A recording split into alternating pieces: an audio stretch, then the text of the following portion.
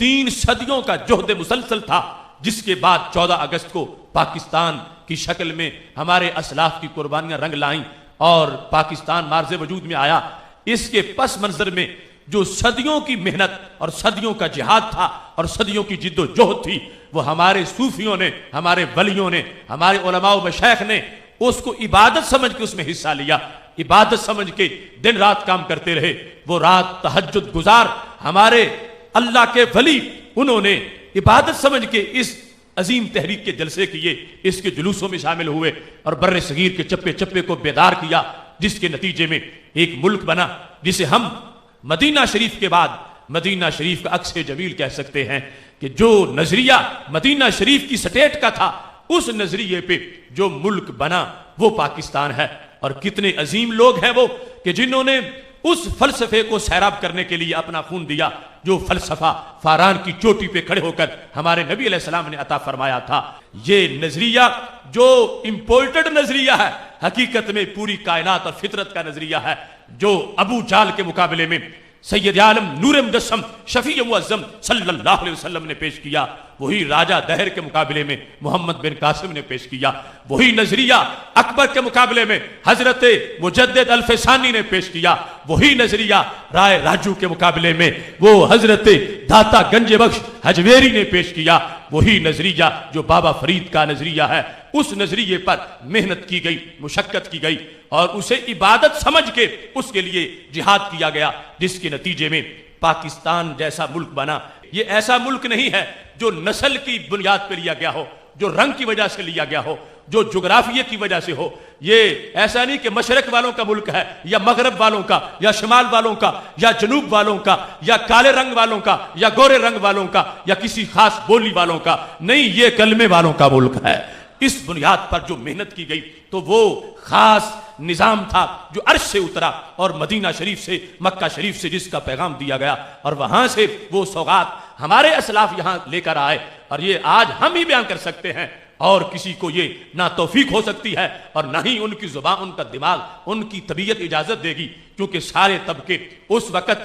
دوسری بولی بول رہے تھے۔ وحدت ہند، اکھنڈ بھارت، یہ ان کا نعرہ تھا۔ وہ سارے وحدت ہند کو لیلا بنا کے اس کے مجنو بنے ہوئے تھے، وہ گاندھی کے چرنوں میں چڑھ رہے تھے، وہ کعبہ کے مقابلے میں دلی کے لال قلعے کی باتیں کرتے تھے، وہ زمزم کے مقابلے میں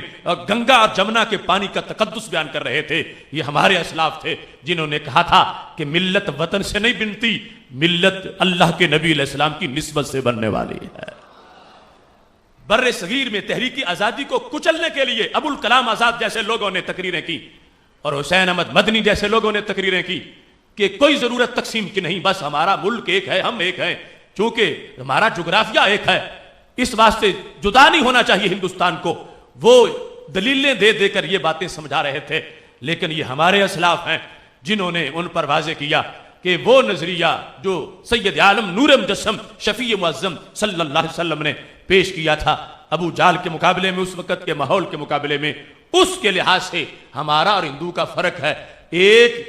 زمین پہ رہنے کی وجہ سے ملت ایک نہیں بن گئی، ملتیں ہماری جدا جدا ہیں، ان کا رہن سہن اور ہے، ہمارا اور ہے۔ ان کے نزدیک جو حلال ہے وہ کتنی چیزیں ہیں، ہمارے نزدیک وہ حرام ہیں۔ ہم کیسے کہہ سکتے ہیں کہ ہم ایک ہیں جب ہمارا فرق ہے؟ ہمارے عبادت کے اپنے طریقے ہیں، ہمارا سچا دین ہے، وہ جھوٹے ہیں اور ان کے پاس ان کی کوئی حیثیت نہیں ہے۔ اس بنیاد پر بر صغیر کے طول و عرض کے اندر جو غیرت اسلام کا جھنڈا لے کے نکلی، اس غیرت کو اہل سنت کی غیرت کہا جاتا ہے، کہ جنہوں نے اس ماحول میں اپنے سینے تان کے ہندوؤں کے ستم بھی برداشت کیے، انگریزوں کے بھی، اور ان کے پالتو ایجنٹ جو لوگ ان کی گود میں بیٹھ کر انہیں مختلف قسم کے لقب دے رہے تھے، ان کے ظلم ستم برداشت کر کے 10 لاکھ شہیدوں نے خون دیا تھا، اور پھر 14 اگست کے دن پاکستان بنا تھا۔ وہ پچھلی صدیوں کا جہد مسلسل، وہ 2 کروڑ مسلمانوں کا گھر چھوڑ جانا، اس کے بعد جا کر ہمیں یہ ملک حاصل ہوا تھا۔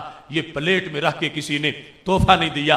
ان لوگوں سے پوچھو فردوس کے بالا خانوں میں، آج ان کی روحیں ہم سے سوال کرتی ہیں کہ ہم نے کتنے تقدس اور کتنے مقدس نظام کے پیش نظر یہ ملک حاصل کیا، اور تم اس کے اندر کن کن مقاصد کو جو بعد میں لانچ کر رہے ہو ان کی روحوں کو بھی افسوس ہوتا ہے۔ اس واسطے آج اگر لفظ پاکستان کو ہی ہم سوچیں تو ہمارے بہت سے لوگوں کی الجھنیں ختم ہو سکتی ہیں۔ آج باتیں ہوتی ہیں کہ کیا پاکستان سیکولر ریاست ہے یا یہ دینی ریاست ہے، اس پر لوگ آپس میں جھگڑا کرتے ہیں۔ ٹیبل ٹاک کے اندر چینلوں پر کئی امریکی دکانوں کے کھلونے اور کئی